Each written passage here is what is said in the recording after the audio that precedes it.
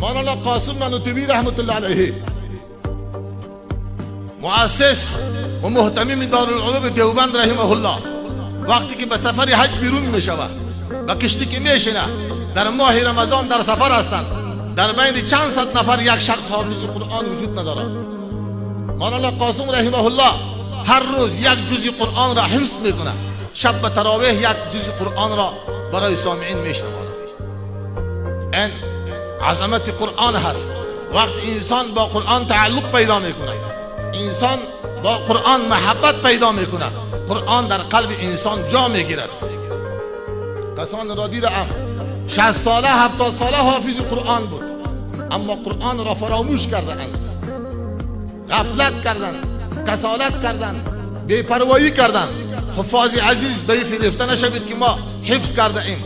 اندک غفلت کنید، اندک کسالت کنید، اندک به احتیاطی کنید، قرآن از ذهن شما بیرون میشه.